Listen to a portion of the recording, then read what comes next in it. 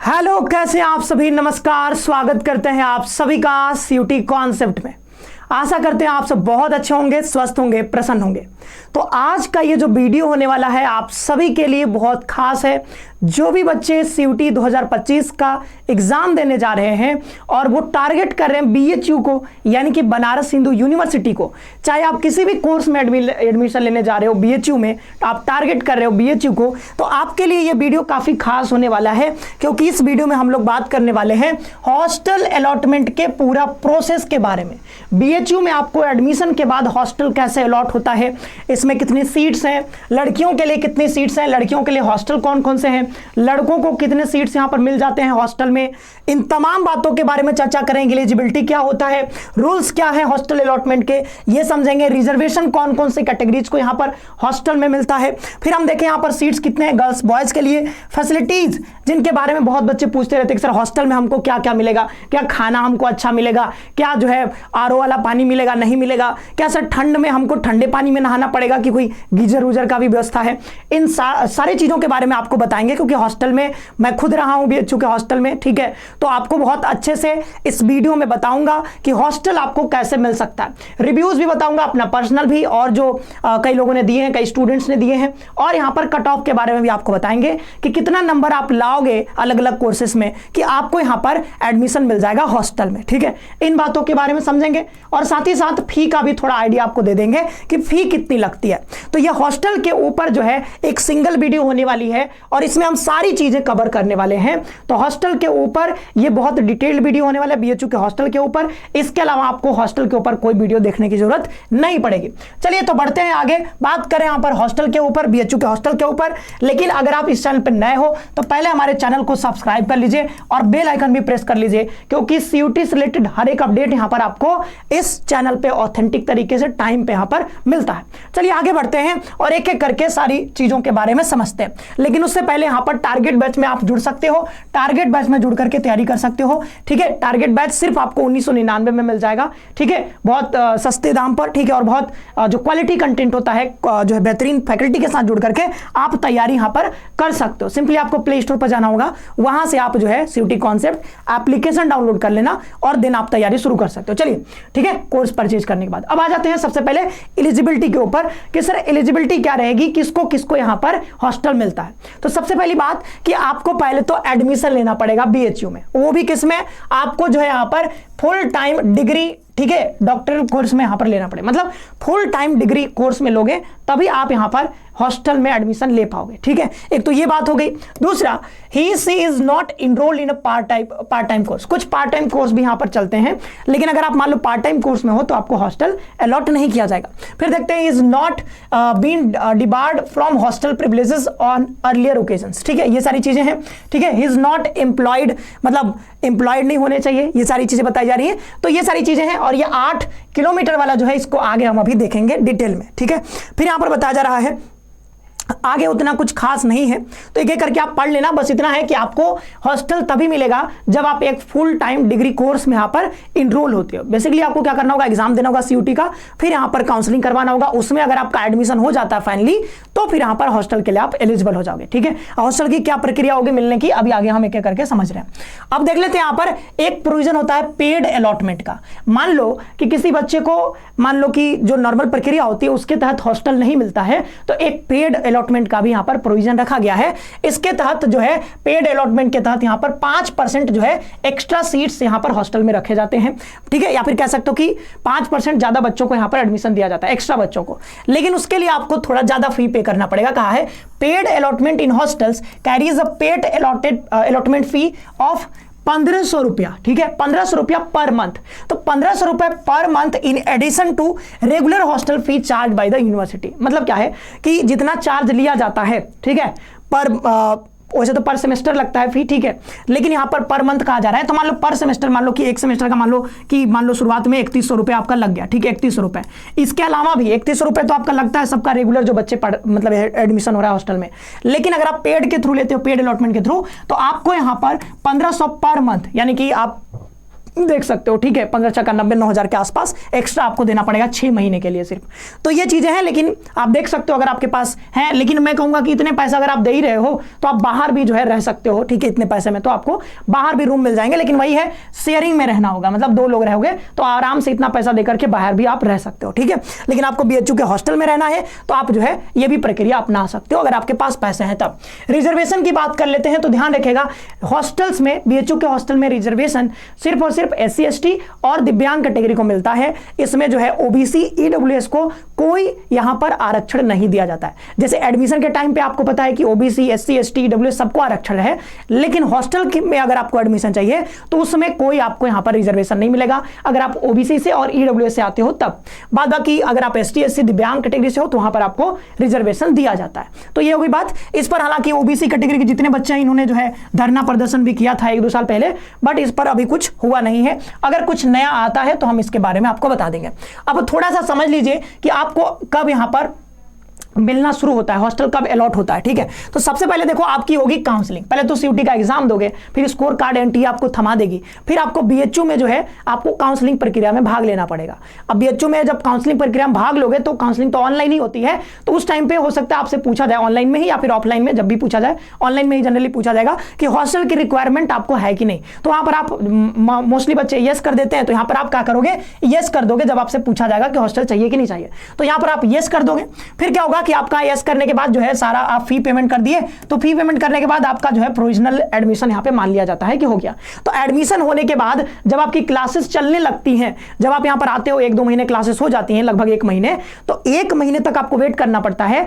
1 महीने जैसे जैसे धीरे धीरे मतलब टाइम बीतता है 1 महीने के आसपास में, इस टाइम ड्यूरेशन में क्या होगा कि हर कोर्स में जैसे BA social science, BA arts, ठीक है, बीएससी एग्रीकल्चर, बीएससी मैथ्स, जो भी यहां पर कोर्सेज चल रही हैं, उन अलग अलग कोर्सेज में क्या होगा कि जिन भी बच्चों ने यहां पर यस किया था फिर इनका जो है मेरिट बनाया जाएगा, ठीक है। फिर इनका मेरिट बनाया जाएगा और इस मेरिट लिस्ट में अगर आप आ गए, ठीक है, अगर आप इस मेरिट लिस्ट में आ गए तो आपको यहां पर फिर क्या होगा कि कैंडिडेट्स का लिस्ट यहां पर जारी किया जाएगा, अपने अपने फैकल्टी में जारी होता है। तो बीए सोशल साइंस का आपको सोशल साइंस फैकल्टी में देखने को मिलेगा, आर्ट्स वालों का आर्ट्स फैकल्टी में, साइंस वालों का साइंस फैकल्टी में। तो अपना अलग अलग जगह आपको लिस्ट मिल जाएगा। इस लिस्ट में आपका यहां पे नाम लिखा रहेगा, ठीक है। तो अगर आपका नाम इस लिस्ट में आ जाता है तो इसका मतलब आप फिर हॉस्टल में आपका एडमिशन हो चुका है, तो कांग्रेचुलेशन, ठीक है।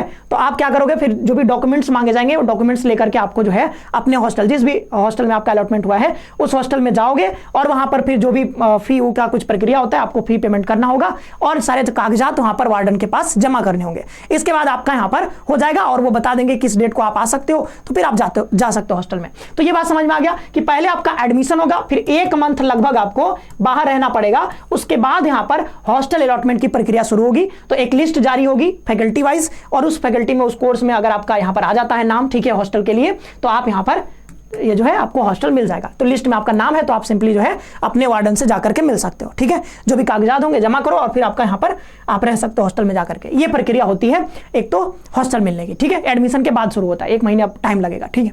अब देखते हैं अलॉटमेंट के रूल्स क्या है।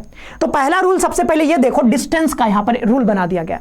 तो देखो अगर यहां पर ये देखो जैसे ये बीएचयू है, ठीक है, ये बीएचयू है, तो बीएचयू के आसपास अगर आपका घर है 8 किलोमीटर के अंदर है, ठीक है, 8 से 10 किलोमीटर, ठीक है। अभी 8 किलोमीटर इसमें लिखा हुआ, पीछे हमने बताया 8 किलोमीटर, तो 8 किलोमीटर के अंदर है, मतलब यहां पर मान लो ये बीएचयू है, हमने 8 किलोमीटर का एक रेडियस बना दिया, ठीक है। कितने किलोमीटर का, ये मान लो सेंटर है, यहां से 8 किलोमीटर का हमने यहां पर रेशियो बना दिया, सॉरी रेडियस बना दिया। तो ये इस रेडियस में, इस पूरे सर्कल में अगर आपका घर आ रहा है, 8 किलोमीटर के दायरे में अगर आपका घर आ रहा है बीएचयू से, तो आपको हॉस्टल नहीं मिलेगा, चाहे आप कितना भी अच्छा नंबर लेकर के आओ। अगर आपका घर इस बॉक्स के, इस सर्कल के अंदर है, इस सर्कल के अंदर किसी का घर है, ठीक है, आपके पेरेंट्स अगर इस सर्कल के अंदर रह रहे हैं, यानी 8 किलोमीटर के दायरे में रह रहे हैं, यानी बनारस में आसपास रह रहे हो, बीएचयू के आसपास, तो आपको हॉस्टल नहीं मिलेगा।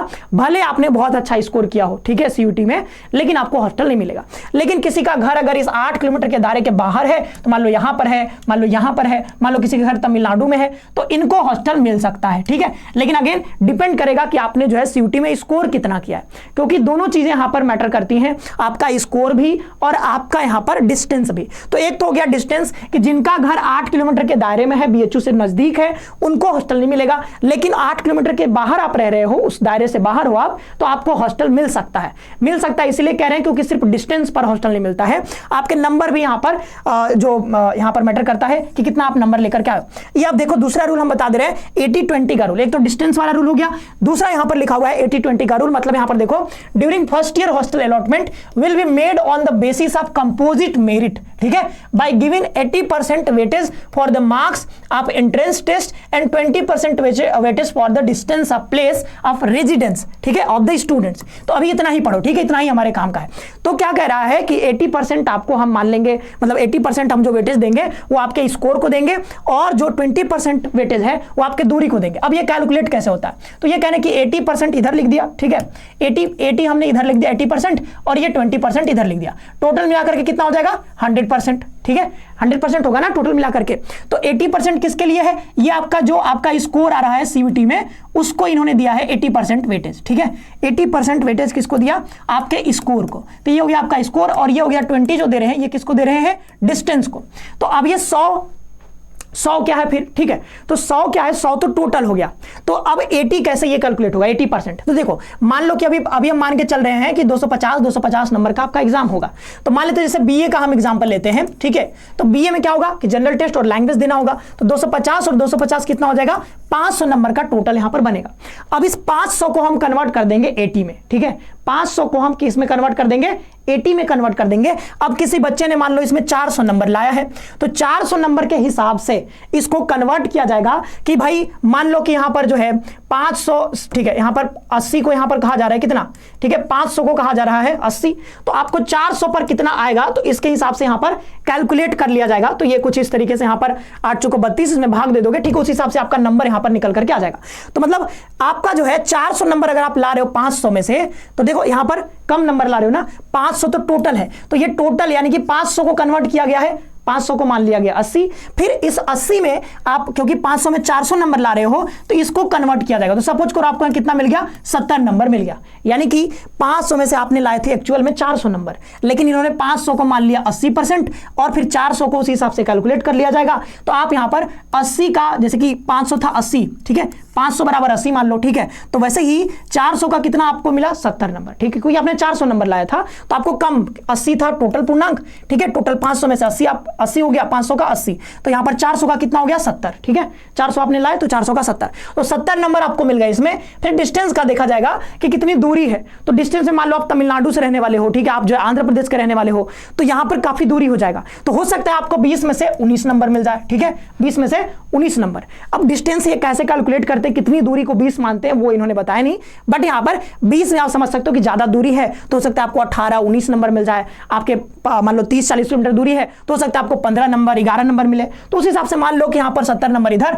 और 11 नंबर इधर मिल गए, कितना हो गए 81 नंबर। तो 81-85 नंबर अगर आपका आ जा रहा है तो आराम से आपको यहां पर हॉस्टल मिल जाएगा, कोई दिक्कत की बात नहीं है। तो आप समझ गए होगे। और इसको कहोगे सर ये कैसे कैलकुलेट करते हैं, तो बैठ करके थोड़ा परसेंटेज लगाते रहना, आप लोग मैथ पढ़ते हो, यहां कैलकुलेट करेंगे काफी टाइम लग जाएगा, ठीक है। तो अभी कैलकुलेट नहीं करें, आप कैलकुलेट कर लेना। तो आपको यहां पर 500 में से 400 नंबर लाए, 70 नंबर ये हो गया, इधर 11 नंबर आपको डिस्टेंस के मिले, तो टोटल कितने हो गए आपके 81 नंबर। तो 81 नंबर 90 नंबर आपके आ जा रहे हैं, ठीक है, 80 के आसपास है, तो आपको हॉस्टल मिलने के चांसेस काफी रहते हैं, ठीक है। अब वो डिपेंड करेगा कोर्स वाइज और साथ ही साथ कि पेपर कैसा बना था, तो वो अभी हम कट ऑफ नहीं बता रहे आपको, ठीक है, लास्ट में थोड़ा सा चर्चा करेंगे कट ऑफ के बारे में। तो ये हो गए कुछ रूल्स और यहां पर हमने रिजर्वेशन के बारे में बताया था। तो एक बात आपको समझ में आ गई ना कि सिर्फ नंबर से आपको हॉस्टल नहीं मिलता है, ठीक है, नंबर आपके अच्छे आ गए लेकिन बहुत मान लो 8 किलोमीटर के अंदर रह रहे हो तो आपको हॉस्टल नहीं मिलेगा, लेकिन उसके बाहर रह रहे हो तो चांसेस हैं कि आपको मिल जाएगा, ठीक है। तो डिस्टेंस और यहां पर हालांकि एक चीज ध्यान रखना कि यहां पर आपका जो नंबर है यानी कि स्कोर आ रहा है उसका वेटेज काफी ज्यादा है, तो आप स्कोर पर फोकस करो, डिस्टेंस वाला तो उतना मैटर नहीं करेगा क्योंकि इसका वेटेज बहुत कम है, ठीक है, लेकिन ये वाला ज्यादा मैटर करेगा। तो इसमें ज्यादा नंबर लाओ, हॉस्टल मिलने के चांसेस आपके बढ़ जाएंगे, ठीक है। तो रैंक बात करते हैं कि रैंक के बारे में, तो देखो क्या होता है हर कोर्स में जितना भी कोर्स आप देख लो लगभग 10 से 15% बच्चों को ही यहां पर हॉस्टल मिलता है। तो जैसे सोशल साइंस में मान लो कि यहां पर जितने भी सीट दिए गए, जितने भी सीट हैं, जो भी सीट होंगे, ठीक है, तो जितने भी सीट हैं, तो उसके मान लो 100 सीट है टोटल किसी कोर्स में, तो उसमें लगभग 10 बच्चों का ही यहाँ पर हॉस्टल में एडमिशन हो पाता है। तो 100 लोग तो पढ़ने आए, लेकिन हॉस्टल कितने लोगों को मिल रहा है? 10 से 15 बच्चों को। तो 10 से 15% बच्चों को ही हॉस्टल मिल पाता है। तो एक बात का ध्यान रखिएगा कि आपको स्कोर बहुत अच्छा लाना पड़ेगा, तभी आपको हॉस्टल में यहाँ पर अलॉटमेंट होगा। नहीं तो अगर आपका कम नंबर है तो फिर हॉस्टल के कोई चांसेस नहीं है। हर कोर्स में लगभग यही देखा गया है कि जो टॉप स्कोरर होते हैं, टॉप स्कोरर, उन्हीं को हॉस्टल मिल पाता है, क्योंकि सीट्स बहुत कम है। ठीक है, आगे बढ़ते हैं। तो अब ये आपने समझ लिया कुछ रूल्स के बारे में। अब देख लेते हैं भाई कि कौन कौन से यहाँ पर हॉस्टल हैं। तो पहले तो यहाँ पर आईएमएस के हॉस्टल के बारे में बताया जा रहा है। तो आईएमएस में वैसे भी फर्स्ट ईयर में, सेकेंड ईयर में हॉस्टल नहीं मिलता है। थर्ड ईयर, फोर्थ ईयर में जाओगे तो उधर हॉस्टल मिलने के चांसेस बढ़ जाते हैं। ये जो दिया गया है यहाँ पर नंबर ऑफ रूम्स है, और इधर जो है इनटेक कैपेसिटी है। ठीक है, तो यहाँ पर 211 रूम्स है, तो 211 इनटेक कैपेसिटी। क्यों? क्योंकि एक रूम में एक ही बच्चा रहता है। ठीक है, अब इधर कहोगे सर यहाँ पर ये जो है एग्रीकल्चर में 120 सीट था तो 240 कैसे इनटेक हो गया? क्योंकि यहां पर एक रूम में 2 बच्चे रहेंगे। ठीक है, तो ये शेयरिंग वाला रूम है, यानी कि एक रूम में 2 बच्चे रहेंगे। आईएमएस में आप देख रहे हो कि किसी किसी में जो है सिंगल रूम वाला है, जैसे यहां पर हमने देखा। ठीक है, कि ये जो है सॉरी एक रूम में एक ही बच्चा रहेगा। ठीक है, तो इसलिए यहां पर 211 इनटेक कैपेसिटी भी है। लेकिन यहां पर देखो 198, तो यहां पर 396 हो गया। क्यों? क्योंकि एक रूम में 2 बच्चे रहते हैं। ठीक है, तो यहां पर देख सकते हो हॉस्टल के नाम देख सकते हो यहां पर, और ये साइंस वाले बच्चों को मिलता है। ठीक है, और ये बॉयज के लिए हॉस्टल, यहां पर मेल स्टूडेंट के लिए, ध्यान रखिएगा, ये बॉयज के लिए हॉस्टल है। तो जो साइंस में बच्चे एडमिशन ले रहे हैं, तो आप देख सकते हो जैसे एग्रीकल्चर के लिए ये है, डॉक्टर राधाकृष्णन हॉस्टल आपको मिलता है। ठीक है, और देखते हैं यहां पर रामकृष्ण हॉस्टल है। ठीक है, डॉक्टर CPR अय्यर हॉस्टल है साइंस के लिए, डालमिया हॉस्टल है, भाभा हॉस्टल है, ब्रोचा हॉस्टल है। तो इन सारे हॉस्टल ये जो है आपको मिलते हैं साइंस वालों को। ठीक है, इसमें देख सकते हो सीट्स कितने हैं, कॉमन रूम कितने और स्टोर रूम कितने हैं। ठीक है, डालमिया हॉस्टल में भाई काफी यहाँ पर जो है स्टोर रूम है। आप यहां पर देखो आचार्य नरेंद्र 2 हॉस्टल। ठीक है, आचार्य नरेंद्र 2 हॉस्टल, इसको हम लोग AND हॉस्टल भी कहते हैं शॉर्ट में। इसी हॉस्टल में मेरा भी एडमिशन हुआ था, मतलब जब मैंने BHU में एडमिशन लिया था सोशल साइंस कोर्स में, तो मुझे यही हॉस्टल मिला था। और काफी शानदार हॉस्टल ये, क्योंकि मैं यहाँ पर रहा हूँ, तो काफी मैंने बिताए हैं अपने लगभग 1.5-2 साल। उसमें कोरोना का टाइम था, तो हम लोग को हॉस्टल थोड़ा लेट में मिला था। ठीक है, तो इसमें जाओगे तो यहां पर बताया जा रहा है कि 98 रूम है, 196 यहां पर सीट है लगभग। ठीक है, 196 सीट है, एक कॉमन रूम है और 3 स्टोर रूम यहां पर बताया जा रहा है। फिर राजा राम मोहन राय है। ठीक है, हालांकि ये आपको नहीं मिलेगा, ये जो है MA वाले स्टूडेंट्स को मिलता है। फिर जो है SMT मूना देवी। ठीक है, तो श्रीमती मूना देवी जो हॉस्टल है, यहाँ ये भी सोशल साइंस वाले बच्चों को, जो BA में सोशल साइंस एडमिशन लोगे, तो यहाँ पर 112 सीट्स है टोटल। यहाँ पर 112 रूम है टोटल। यहाँ पर सीट कितने, इनटेक कितना है? 224। तो ये हो गई बात। तो यहाँ पर मूना देवी हॉस्टल भी फर्स्ट ईयर वाले छात्रों को यहां पर मिलता है जब आप एडमिशन लोगे। तो ये BA वाले छात्र जो कि सोशल साइंस में एडमिशन लेंगे। फिर यहां पर देखते हैं पंडित ब्रजनाथ हॉस्टल, ये जो है फर्स्ट ईयर को नहीं मिलता है, ध्यान रखिएगा। ये देखिए हम फिर बिरला A हॉस्टल BC। ठीक है, तो इसमें भी जो है फर्स्ट ईयर के छात्रों को आपको यहां पर A शायद मिलता है। ठीक है, फिर यहां पर बात करते हैं लाल बहादुर शास्त्री हॉस्टल, ये भी आर्ट्स वाले स्टूडेंट को मिलता है, मतलब BA आर्ट्स में आप एडमिशन लोगे। इधर आप देख सकते हो भाई रूम कितने हैं और सीट्स कितने इधर बताया जा रहा है। फिर आप देखो यहां पर ये जो है कमच्छा में बताया जा रहा है। ठीक है, एजुकेशन के लिए, ठीक है, लॉ के लिए ये सारे हॉस्टल हैं। आप एक एक करके यहां पर पढ़ सकते हो कितने सीट हैं, एक एक करके आप यहां पर देख लेना। ठीक है, सरदार वल्लभ भाई पटेल हॉस्टल, ये PhD वाले छात्रों को मिलता है। फिर यहां पर देखें शिवालिक बॉयज हॉस्टल, ये RGSC में जो साउथ कैंपस हमने कई बार चर्चा किया है। ठीक है, तो BHU का एक साउथ कैंपस भी है जो कि मिर्जापुर में है, तो वहां पर मिलता है ये सारे हॉस्टल। सीट काफी है यहां पर देख सकते हो। ठीक है, आगे बढ़ते हैं। और जो है अरावली हॉस्टल है, हिमगिरी, ये सब RGSC में है। ठीक है, और ये डबल स्टार का मतलब है अभी कंस्ट्रक्शन में है। ठीक है, और जो है वार्डन फ्लैट, ये बॉयज लिखा, स्टार का मतलब टेम्पररी अरेंजमेंट है, मतलब कुछ दिनों के लिए टेम्पररी अरेंजमेंट यहां पर कर दिया जाता है। अब देख लेते हैं कि गर्ल्स स्टूडेंट के लिए कौन कौन से हॉस्टल हैं, तो आप एक एक करके पढ़ सकते हो। ये तो IMS वालों के लिए है। ठीक है, फिर यहां पर देखें कि ये जो है रानी लक्ष्मीबाई हॉस्टल, ये जो है एग्रीकल्चर वालों के लिए है। देन यहां पर देखें साइंस वालों के लिए ये सारे हॉस्टल हैं। फिर आप देखो MME में जो बच्चों का एडमिशन होगा MME में, तो MME में आपको ये सारे हॉस्टल यहां पर मिलते हैं। सीट यहां पर देख सकते हो, सीट उधर बताया गया, रूम भी बताया गया, सीट भी बताया गया। ठीक है, तो ये जो है ज्योति कुंज, स्वाति कुंज, ठीक है, कीर्ति कुंज, कुंदन देवी हॉस्टल, ये सारे हॉस्टल्स यहां पर हैं। तो आप एक एक करके देख लीजिएगा, समझ लीजिएगा। ठीक है, फिर यहां पर देखते हैं गंगा गर्ल्स हॉस्टल, तो त्रिवेणी कॉम्प्लेक्स है पूरा, जो है मतलब संकुल है पूरा छात्रावास का। तो उसमें कई सारे गंगा, यमुना, सरस्वती, गोदावरी, ठीक है, तो नदियों के नाम पर बहुत सारे हॉस्टल इसमें देखने को मिल जाते हैं। फिर यहां पर देखोगे और सारे हॉस्टल हैं। ओल्ड B1 जी, ये जो है सोशल साइंस में अगर आपका एडमिशन होता है BA सोशल साइंस में, तो आपको ये हॉस्टल मिलेगा। ठीक है, फिर यहाँ पर वर्किंग वुमेन हॉस्टल, ये मल्टी फैकल्टी है, ये सारी चीजें। सीट आप देख लेना फटाफट से, तो एक बार देख लो। ठीक है, ये जो है न्यू PG गर्ल्स हॉस्टल दिया गया है, और ये जो है फॉर फॉरेन स्टूडेंट्स, ठीक है, hostel accommodation for foreign students. तो आप देख सकते हो यहाँ पर कि ये सारे फॉरेनर के लिए, सारे जो बाहर से बच्चे पढ़ने आते हैं दूसरे देशों से, उनके लिए यहाँ पर सारा अरेंजमेंट किया गया है। देन आगे बढ़ते हैं, अब देखते हैं कि हॉस्टल में फैसिलिटीज कौन कौन सी है। तो हॉस्टल में जितना भी फैसिलिटीज आप सोच सकते हो लगभग सारे फैसिलिटीज होते हैं। मतलब एक बच्चे को जो चाहिए, एक स्टूडेंट को जो चाहिए, वो लगभग सारी सुविधाएं हैं। लेकिन हो सकता है कि आपको थोड़ा सा खाना जो है पसंद ना आए। किसी किसी हॉस्टल में हो सकता है, कई बच्चों का कंप्लेन रहता है कि जो है खाना जो बनता है मेस में वो थोड़ा जो है वो अच्छा नहीं लगता, कई बार उतना स्वादिष्ट नहीं रहता है, घर का खाना जैसा नहीं लगता है कई बार। तो ये चीज़ें हैं, बाद बाकी आपको पसंद आए ना पसंद आए वो आपके ऊपर है, क्योंकि जब आप खाओगे तभी पता चलेगा, मैं कैसे बता दूं, ठीक है। लेकिन मैं बहुत दिन तक खाया हॉस्टल में, कुछ दिनों बाद ऐसा लगने लगता है हॉस्टल के खाने का ना कि भाई मज़ा नहीं आ रहा है, ठीक। कुछ दिन खाओगे, 1 महीने खाओगे, आपको लगेगा कि बहुत बढ़िया खाना बना रहे हैं, लेकिन जैसे ही 1-2 महीने बीतेगा तो धीरे धीरे उसका जो स्वाद होता है वो थोड़ा डाइल्यूट हो जाता है, मज़ा नहीं आता उतना। फिर हम लोग क्या करते थे, अपने हॉस्टल में छोड़ करके दूसरे हॉस्टल में जाते थे खाना खाने, ठीक है। तो आप ऐसे भी कर सकते हो, बच्चे जो है किसी और हॉस्टल में रहते हैं, खाना खाने किसी और हॉस्टल में जाते हैं। खासकर अगर आप आईआईटी वाले हॉस्टल में आ जाते हो, ठीक है, इधर तो ये इधर तो बहुत बढ़िया खाना मिलता है, तो कुछ बच्चे जो है आईआईटी में भी अपना जो है आ जाते हैं कभी कभी खाना खाने, ठीक है। तो ये सारी चीजें हैं। तो हॉस्टल फैसिलिटी आप देख सकते हो, आवास सुविधा आपको मिल जा रही है, ठीक है, आवास रहने का तो मिलेगा ही, ठीक है। रूम में आप ध्यान रखना फर्नीचर युक्त आपको स्टडी टेबल, कुर्सी, अलमारी, ये सारी चीजें मिल जाती है। बेड भी मिल जाता है, लेकिन बिछाने के लिए जो होता है वो आपको लेकर के आना होगा, गद्दा ओढ़ने का, ठीक है, चादर वादर सब लेकर के आना होगा घर से, ठीक है। फिर यहाँ पर सिंगल, डबल और ट्रिपल शेयरिंग कमरे उपलब्ध है। ट्रिपल तो हमने नहीं देखा है, बट सिंगल और डबल यहाँ पे होते हैं। फिर यहाँ पर जो है भोजन सुविधा, तो भोजन जो है मेस की सुविधा है। तो मेस में आपको शाकाहारी मांसाहारी दोनों प्रकार के खाना बनते हैं, तो आपको जो प्रेफर करना है आप खा सकते हो। फिर भोजन की गुणवत्ता और स्वच्छता पर काफी ध्यान रखा जाता है, लेकिन कुछ हॉस्टल में उतना जो है उतना ज्यादा नहीं रखा जाता है ख्याल। फिर भी आप जब आओगे तो समझ जाओगे, मैं किसी हॉस्टल का नाम यहाँ पर नहीं लूंगा, ठीक है, लेकिन फिर भी मेरे हॉस्टल में खासकर यहाँ पर एएनडी की बात करें तो अच्छा था, बढ़िया था, डिसेंट आपको क्वालिटी में खाना मिल जाता है, हाइजेनिक भी रहता है, कोई दिक्कत नहीं होता। फिर पुस्तकालय की बात करते हैं, ठीक है, तो पुस्तकालय और अध्ययन कक्ष भी आपको हॉस्टल में, रीडिंग रूम, वो सारी चीजें मिल जाएंगी।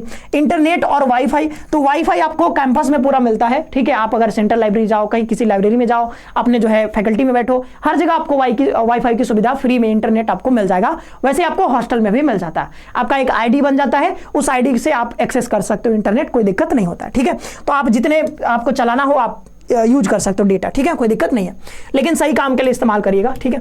फिर यहाँ पर बात करते हैं खेल और मनोरंजन, तो खेल और मनोरंजन का भी ध्यान रखा जाता है, ठीक है। आपका जो हॉस्टल होगा उसके जो है सामने कुछ ना कुछ यहाँ पर छोटे छोटे यहाँ पर जो है जो भी कहते हैं यहाँ पर कोर्ट, जैसे वॉलीबॉल कोर्ट हो सकता है वो बना होगा, ठीक है, टेनिस कोर्ट, ये सारी चीजें होती हैं।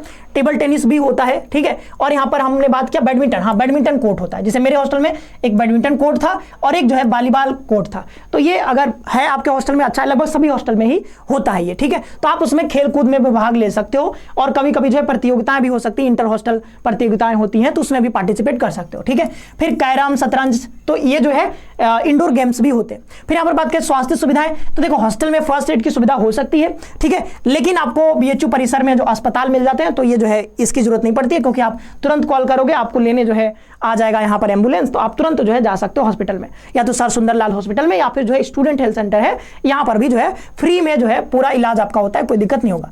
सुरक्षा सुविधाएं, तो जो है गार्ड वार्ड, सीसीटीवी कैमरा, ये सब लगा होता है, कोई दिक्कत नहीं है। लॉन्ड्री सुविधा भी होती है, ठीक है, कपड़े धोने की सुविधा सब होती है, ठीक है। पानी और बिजली, तो 24 घंटे आपको जो है बढ़िया वाला पानी जो है आरओ वाला पानी मिल जाएगा, कोई दिक्कत नहीं है। और अगर ठंड का मौसम है तो गीजर वूजर भी लगे होते हैं हॉस्टल में, तो उससे आप नहा भी सकते हो, गर्म पानी से नहा सकते हो, ऐसी कोई दिक्कत आपको नहीं आएगी, ठीक है। और साफ सफाई का ख्याल रखा जाता है हॉस्टल में, तो साफ सफाई का भी कोई ज्यादा इशू नहीं आएगा।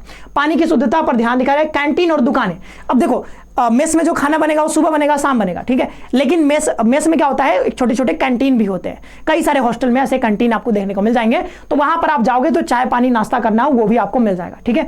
तो खाना जो मिलना शुरू होता है वो लगभग 11 बजे से मिलना शुरू होगा हॉस्टल में, लेकिन 11 बजे से पहले कुछ खाना है तो आप कैंटीन में खा सकते हो। तो ये सब कुछ आपको हॉस्टल फैसिलिटी के नाम पर सारी चीजें मिल जाती हैं। तो हॉस्टल जो है अच्छा है, बढ़िया है, ठीक है। और अगर आपको किसी एक हॉस्टल का खाना नहीं पसंद आता है, मान लो 1 महीने खाने के बाद आप बोर हो जाते हो उस हॉस्टल के खाने से, तो आप दूसरे हॉस्टल में जा सकते हो, तो हो सकता है आपको अच्छा लगे, ठीक है।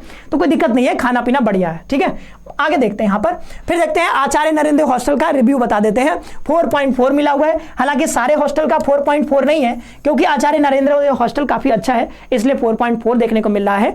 और मे भी इसका जो कटा है थोड़ा सा यहाँ पर पॉइंट, क्योंकि 5 में से मिला हुआ है ना, तो ये 4.4, 432 लोगों ने यहाँ पर रिव्यू किया है, तो ये कटा जो 0.6 जो कटा है वो मुझे लगता है कि खाना जो है, ठीक है, कई बार पसंद नहीं आता है कई लोगों को, उसकी वजह से हो सकता है। और कुछ कई बार थोड़े बहुत जो है साफ सफाई मतलब कि रेगुलर नहीं हो पाता है, उसकी वजह से, तो अपने अपने रीजंस रहे होंगे। बट जो भी है, हर हॉस्टल में थोड़ा बहुत समस्या तो देखने को आपको मिलेगा ही, ठीक है। बट वहां पर आप जो है प्रोटेस्ट कर सकते हो, ठीक है। मिल करके बच्चे जब प्रोटेस्ट करते हैं, तो हमारे यहाँ क्या था कि जब हॉस्टल में एक बार जो है आरओ नहीं लग पा रहा था, पानी नहीं आ रहा था, ठीक है, तो आरओ का पानी नहीं मिल रहा था, तो जो है बड़े भैया लोग जो सीनियर थे, सब लोगों ने मिलकर जो है एक दिन प्रोटेस्ट किया, और फिर जो है अगले दिन नोटिस आ गया कि जो है जल्दी से हम लोग यहाँ पे लगवा देंगे, और उसके 1 हफ्ते के अंदर जो है यहाँ पर जो है आरओ लग गया था। तो ये सारी चीजें भी हैं, आराम से हो जाता है, कोई दिक्कत नहीं आएगा। ऐसे कई सारे हॉस्टल हैं, लगभग सारे हॉस्टल ही बढ़िया है, कोई दिक्कत आपको नहीं आएगा, सारी सुविधाएं लगभग मिल जाती हैं, ठीक है। अब बात करते हैं यहाँ पर कि कितना नंबर आप लाओगे कि आपको यहाँ पर हॉस्टल मिल जाएगा, ठीक है, कितना नंबर आप लाओगे कि हॉस्टल मिल जाएगा। तो देखो कोर्स वाइज तो ये वेरी करेगा, लेकिन मैं बता देता हूं आपको ओवरऑल। जैसे कि हम यहाँ पर 500 की बात करते हैं, यानी कि मान लो यहाँ पर बीए की बात करते हैं, तो बीए में 500 में से अगर आपका 400 नंबर लगभग आ गया, 400 नंबर, तो आपको हॉस्टल पाने से लगभग कोई नहीं रोक पाएगा, आपको हॉस्टल लगभग मिल जाएगा। तो 400 नंबर हम जनरल कैटेगरी के लिए बता रहे हैं, 500 में से 400 के आसपास नंबर आ जाएंगे। अब वो डिपेंड करेगा कि पेपर कैसा बन रहा है उसके हिसाब से। तो अगर आप टॉप स्कोरर हो, टॉप 15% में आप आ जाते हो, तो बहुत हाई चांसेस है कि आपको यहाँ पर एडमिशन मिल जाएगा। खासकर हम बात करें जनरल, ओबीसी और ईडब्ल्यूएस कैटेगरी के, बाद बाकी एसटी एससी वो सारी कैटेगरीज हैं आपके, दिव्यांग कैटेगरी से हो, तो आपको यहाँ पर थोड़े कम नंबर पर भी एडमिशन यहाँ पे हॉस्टल में हो जाएगा, ठीक है। तो ये सारी चीजें हैं। देन यहाँ पर हमने बाद में बात किया था फी के बारे में, तो फी जो लगता है वो बहुत ज्यादा नहीं लगता है, मामूली फी है। शुरुआत में जब आप हॉस्टल मिलेगा तो लगभग 3100-3500 के आसपास लगेगा, पहली बार जब पेमेंट करोगे तो वो 6 महीने के लिए पेमेंट होता है। फिर अगली बार जो अगले सेमेस्टर के लिए करोगे फी पेमेंट, तो फी जो है काफी घट जाता है, ठीक है। तो फी का यहाँ पर बहुत ज्यादा इशू नहीं है, बहुत कम फी है, ठीक है। शुरुआत में आपको लग सकता है कि ज्यादा फी लिया जा रहा है, लेकिन उसमें से भी जो 3100-3500 जो भी लिया जाएगा, उसमें से लगभग 2200-2400 रुपया जो होता है वो रिफंडेबल होता है। तो मतलब आप कह सकते हो कि 6 महीने का जो फी है वो लगभग आपको 1250 रुपए के आसपास पड़ेगा। तो ये ज्यादा मतलब नहीं है फी, ठीक है, ठीक ठाक फी है। तो 6 महीने का 1250, तो पर महीना देखोगे तो ज्यादा नहीं है, 200 रुपए के आसपास लगेगा। तो ये तो रहने का, लेकिन मेस का चार्ज आपको लगेगा, तो मेस का चार्ज आपको अलग से देना पड़ेगा। तो मेस का चार्ज पर मंथ लगभग आपको 3200 रुपया पड़ जाएगा, ठीक है। जब हम रहते थे तो 3000 के आसपास था, अभी 3200-3500 जो भी हुआ होगा, तो उस हिसाब से आप यहां पर देख सकते हो। तो ये जो है हॉस्टल का पूरा जो खर्चा आपका लग सकता है वो भी हमने यहां पर बता दिया। तो इस वीडियो में हमने लगभग हॉस्टल से रिलेटेड सारी बातें कवर कर ली है। फिर भी अगर आपको कुछ समस्या हो, कुछ पूछना हो, हॉस्टल से रिलेटेड कुछ जानकारी चाहिए, तो आप जरूर से कमेंट बॉक्स में बताइएगा, और आप जरूर से बताइएगा कि ये वीडियो कैसा लगा, ठीक है। काफी इसमें मेहनत लगी थी ये सब रिसर्च करने में, तो आप जो यहाँ पर ये सब जो हमने रखा था, ठीक है, ये सब रिव्यू खोजना, ठीक है, तो काफी थोड़ा सा मेहनत लगा है। तो इसमें जो है अगर आप एक बार लाइक कर दोगे तो मेरा मोटिवेशन थोड़ा हाई हो जाएगा। मिलेंगे हम लोग अगले वीडियो में। लेकिन आप जो है तैयारी करना चाहते हो सीयूटी 2025 की, तो हमारे साथ जुड़ करके जो है तैयारी भी कर सकते हो, ठीक है। हमारे यहाँ सारे कोर्सेस आपको अवेलेबल हो जाएंगे, ठीक है। आप सिंपली जा सकते हो प्ले स्टोर पर, प्ले स्टोर से वहां पर जो है जो भी कोर्स आपको चाहिए, सीयूटी यूजी का, पीजी का, एनसीटी का, सारे कोर्सेस अवेलेबल हैं। तो आप जो है कोर्सेस को एक बार चेकआउट करिए। मिलते हैं नेक्स्ट सेशन में। आप सभी का बहुत बहुत धन्यवाद। खुश रहिए, अपना ख्याल रखिए, मस्त पढ़ते रहिए।